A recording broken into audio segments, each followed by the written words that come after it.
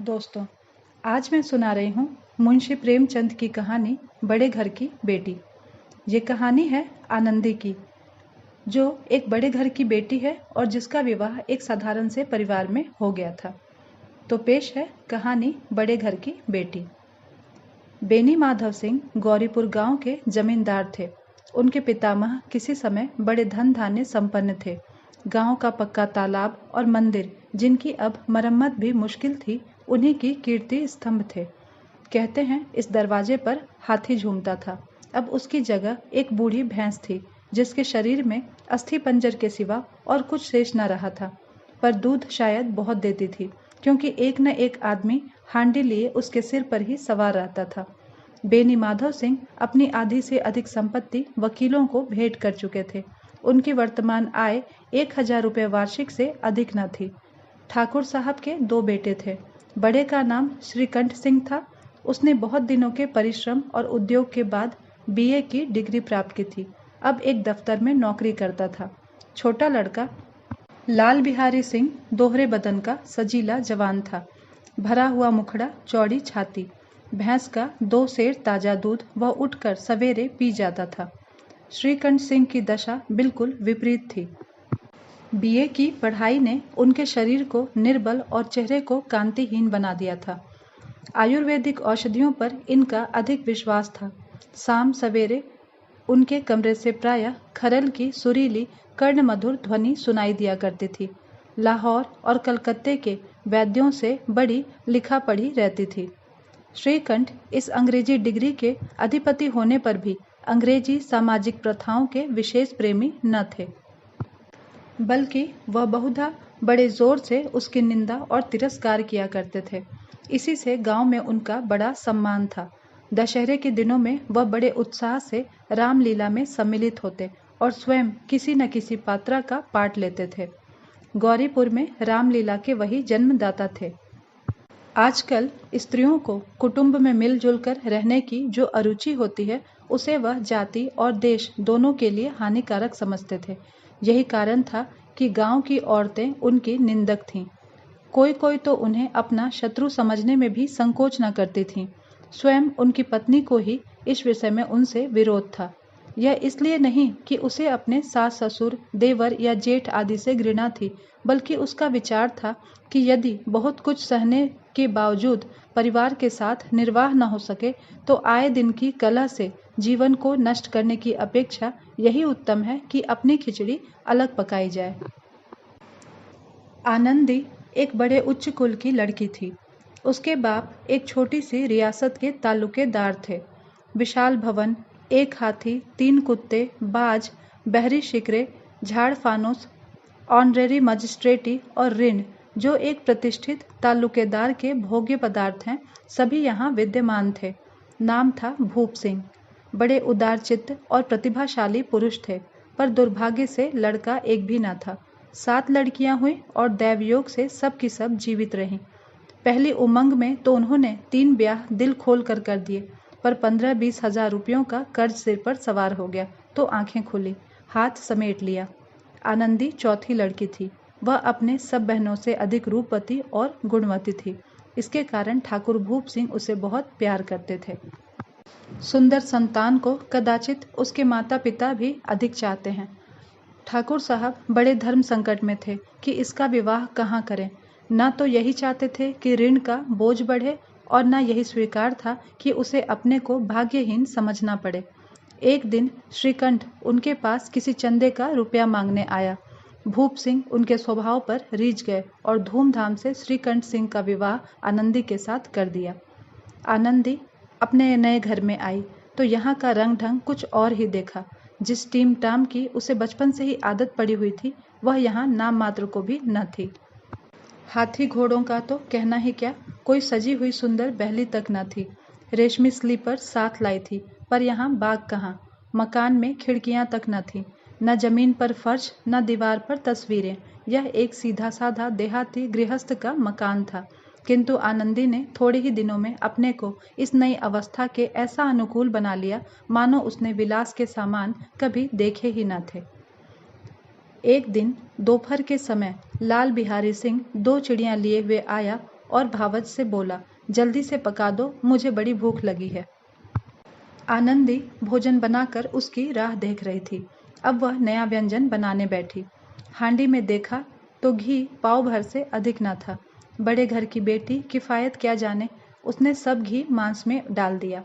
लाल बिहारी खाने बैठा तो दाल में घी न था। बोला, दाल में घी क्यों नहीं छोड़ा? आनंदी ने कहा, घी सब मांस में पड़ गया। लाल बिहारी सिंह जोर से बोले, अभी परसों ही तो घी आया था, इतना जल्दी कैसे उठ गया? आनंदी ने उत्तर दिया, आज तो कुल पाव भर रहा होगा, वह सब मैंने मांस में डाल दिया। जिस तरह सूखी लकड़ी जल्दी से जल उठती है, उसी तरह क्षुधा से बावला मनुष्य जरा जरा सी बात पर तिनक जाता है। लाल बिहारी को भावच की यह ढिठाई बहुत बुरी मालूम हुई। तिनक कर बोला, मैके में तो चाहे घी की नदी बहती हो। स्त्रियां गालियां सह लेती हैं, मार भी सह लेती हैं, पर मायके की निंदा उनसे सही नहीं जाती। आनंदी मुंह फेर कर बोली, हाथी मरा भी तो 9 लाख का, वहां इतनी घी नित्य नाई कहार खा जाते हैं। लाल बिहारी जल गया, थाली उठाकर पलट दी और बोला, जी चाहता है जीभ पकड़कर खींच लो। आनंदी को भी क्रोध आ गया, मुंह लाल हो गया। बोली, वह होते तो आज इसका मजा चखाते। अब अनपढ़ उज्जड़ ठाकुर से रहा न गया। उसकी स्त्री एक साधारण जमींदार की बेटी थी।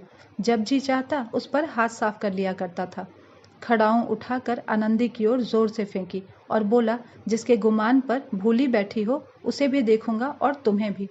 आनंदी ने हाथ से खड़ाऊं रोकी, सिर बच गया पर उंगली में बड़ी चोट आई। क्रोध के मारे हवा से हिलते पत्ते की भांति कांपती हुई अपने कमरे में आकर खड़ी हो गई। स्त्री का बल और साहस, मान और मर्यादा पति तक है। उसे अपने पति के ही बल और पुरुषत्व का घमंड होता है। आनंदी खून का घूंट पीकर रह गई। श्रीकंठ सिंह शनिवार को घर आया करते थे। बृहस्पति को यह घटना हुई थी। 2 दिन तक आनंदी कोप भवन में रही, न कुछ खाया न पिया, उनकी बाट देखती रही। अंत में शनिवार को वह नियमानुकूल संध्या समय पर घर आए और बाहर बैठकर कुछ इधर उधर की बातें, कुछ देश काल संबंधी समाचार तथा कुछ नए मुकदमे आदि की चर्चा करने लगे। यह वार्तालाप 10 बजे रात तक होता रहा। गांव के भद्र पुरुषों को इन बातों में ऐसा आनंद मिलता था कि खाने पीने की भी सुधि न रहती थी। श्रीकंठ सिंह को पिंड छुड़ाना मुश्किल हो जाता था। ये 2-3 घंटे आनंदी ने बड़े कष्ट से काटे। किसी तरह भोजन का समय आया, पंचायत उठी, एकांत हुआ तो लाल बिहारी ने कहा, भैया आप जरा भाभी को समझा दीजिएगा कि मुंह संभाल कर बातचीत किया करें, नहीं तो एक दिन अनर्थ हो जाएगा। बेनी माधव सिंह ने बेटे की ओर से साक्षी दी, हाँ, बहू बेटियों का यह स्वभाव अच्छा नहीं कि मर्दों के मुंह लगे। लाल बिहारी, वह बड़े घर की बेटी है तो हम भी कोई छोटे नहीं हैं। श्रीकंठ ने चिंतित स्वर से पूछा, आखिर बात क्या हुई? लाल बिहारी ने कहा, कुछ भी नहीं, यूं ही आप उलझ पड़ी। मैके के सामने हम लोगों को कुछ समझती ही नहीं। श्रीकंठ खा पीकर आनंदी के पास गए। वह भरी बैठी थी। यह हजरत भी कुछ तीखे थे। आनंदी ने पूछा, चित्त तो प्रसन्न है? श्रीकंठ बोले, बहुत प्रसन्न है, पर तुमने आजकल घर में यह क्या उपद्रव मचा रखा है? आनंदी की त्योरियों पर बल चढ़ गए। झुंझलाहट के मारे बदन में ज्वाला सी दहक उठी। बोली, जिसने तुमसे यह आग लगाई है उसे पाऊं तो मुंह झुलस दूं। श्रीकंठ, इतनी गर्म क्यों होती हो, बात तो कहो।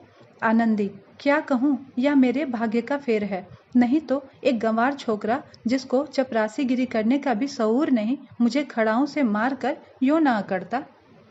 श्रीकंठ, सब हाल साफ साफ कहो तो मालूम हो, मुझे तो कुछ पता नहीं। आनंदी, परसों तुम्हारे लाडले भाई ने मुझसे मांस पकाने को कहा। घी हांडी में पाव भर से अधिक न था, वह सब मैंने मांस में डाल दिया। जब खाने बैठा तो कहने लगा, दाल में घी क्यों नहीं है। बस इसी पर मेरे मायके को भला बुरा कहने लगा। मुझसे रहा न गया। मैंने कहा कि वहाँ इतना घी तो नाई कहार खा जाते हैं और किसी को जान भी नहीं पड़ता। बस इतनी सी बात पर उस अन्यायी ने मुझ पर खड़ाऊं फेंक मारी। यदि हाथ से ना रोक लूं तो सर फट जाए। उसी से पूछो मैंने जो कहा है वह सच है या झूठ। श्रीकंठ की आंखें लाल हो गईं। बोले, यहाँ तक हो गया इस छोकरे का यह साहस। आनंदी स्त्रियों के स्वभाव अनुसार रोने लगी। श्रीकंठ बड़े धैर्यवान और शांत पुरुष थे। उन्हें कदाचित ही कभी क्रोध आता था। स्त्रियों के आंसू पुरुषों की क्रोधाग्नि भड़काने में तेल का काम देते हैं। रात भर करवटें बदलते रहे, उद्विग्नता के कारण पलक तक नहीं झपकी। प्रातःकाल अपने बाप के पास जाकर बोले, दादा अब इस घर में मेरा निबाह न होगा। इस तरह की विद्रोहपूर्ण बातें कहने पर श्रीकंठ ने कितनी ही बार अपने कई मित्रों को आड़े हाथों लिया था, परंतु दुर्भाग्य आज उन्हें स्वयं वे अपने ही मुख से ये बात कहनी पड़ी। दूसरों को उपदेश देना भी कितना सहज है। बेनी माधव सिंह घबरा उठे और बोले, क्यों? श्रीकंठ, इसलिए कि मुझे भी अपनी मान प्रतिष्ठा का कुछ विचार है। आपके घर में अब अन्याय और हठ का प्रकोप हो रहा है। जिनको बड़ों का आदर सम्मान करना चाहिए वे उनको सिर चढ़ते हैं। मैं दूसरे का नौकर ठहरा, घर पर रहता नहीं, यहाँ मेरे पीछे स्त्रियों पर खड़ाओं और जूतों की बौछारें होती हैं। कड़ी बात तक चिंता नहीं, कोई एक की दो कह दे, यह मैं सह सकता हूँ, किंतु यह कदापि नहीं सह सकता कि मेरे ऊपर लात घूंसे पड़े और मैं दम तक न मारूं।